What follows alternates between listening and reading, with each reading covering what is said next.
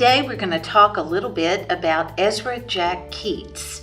Ezra Jack Keats is the illustrator who won a Caldecott Award in 1963 for the book The Snowy Day. Perhaps you've seen it. It's rather remarkable in that it was the first full-color illustrated book to win the Caldecott that featured an African-American child as the protagonist. I don't have many things to show you from The Snowy Day because all of our collection is on exhibit. It's traveling around the United States.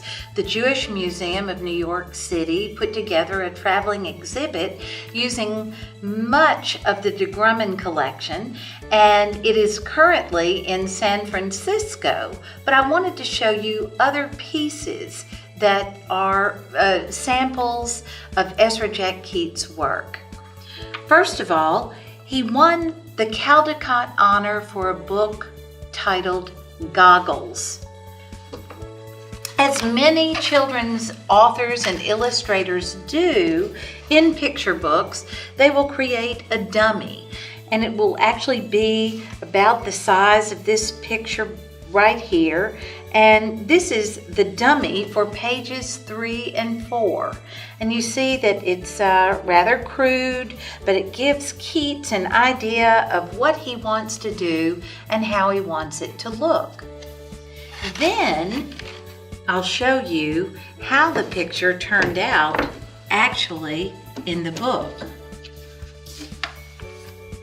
I think the colors are very rich. These pages just come to life. Ezra Jack Keats loved Brooklyn, loved New York. He used the whole city. The background of his paintings often were in the city, and you can see that he was very careful to put graffiti all over the place where graffiti would appear in the city. And so he's got these two boys talking, and he's got Willie the dog. And Keats also used collage a good bit. He would use oil, he would use watercolor, he would use mixed media, of course.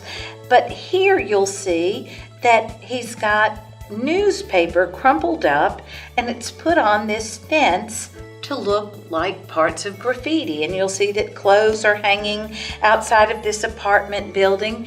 It's actually an accurate depiction of some neighborhoods that he knew and frequented in New York. I want to show you another picture from the book Goggles. This is a page that it comes a little bit later. And you see here, again, the graffiti on the door. Maybe it shows up a little bit better. And this boy's shirt is wallpaper. Keats would use wallpaper. He would use cards from Christmas cards or greeting cards. He would use cloth to make clothes. He was very creative, and what he saw in the world he used. He was a remarkable artist. And one thing I want to say about this, I think Goggles is rich with color. It's deeply rich with the browns and the reds, and no wonder it was recognized for a Caldecott honor.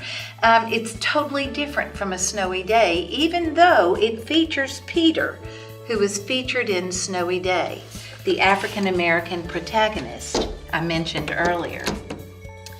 One thing, too, that's very interesting is that Keats grew up in a home in which he felt a keen sense of disapproval. His parents were not really encouraging of his art, and he was passionate, of course, about art. His father was very concerned because he wanted his son to be able to make a living. I'm going to show you the picture that Keats did of his parents when he was still at home with them. So I don't know if he did this in high school or later. Let me get it where you can see it. But this is not a very flattering picture of his parents, as you can see. They were Polish. They moved here from Poland, directly from Poland. So Keats was the child of immigrants, and it was a very difficult childhood.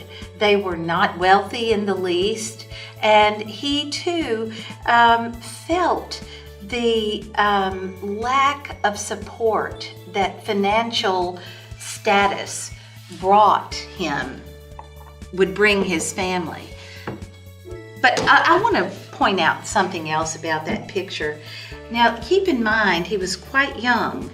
And if you'll look, you'll see how he captured everything. Again, I'm going to tell you, it's not flattering. It's not a flattering picture of his mother. I would hate to have my child have a picture of me in a dress like this, or the father, of course, with, I guess it's a beer gut, I don't know, but it is not a very flattering picture, so of course they were quite disapproving. However, Ezra Jack Keats won an award when he was in high school.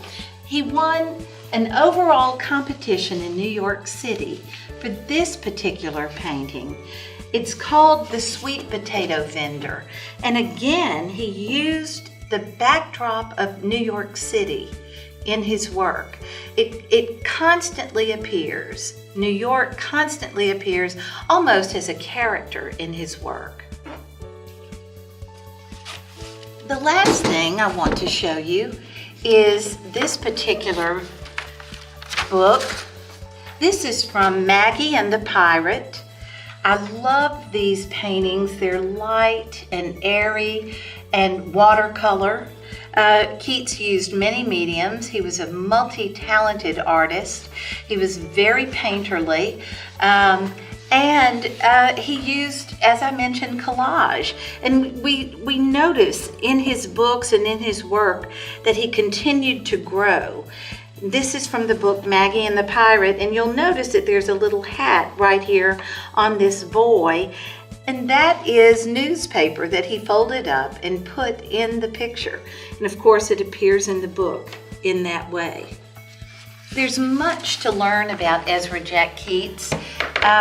He was a man who lived to do art.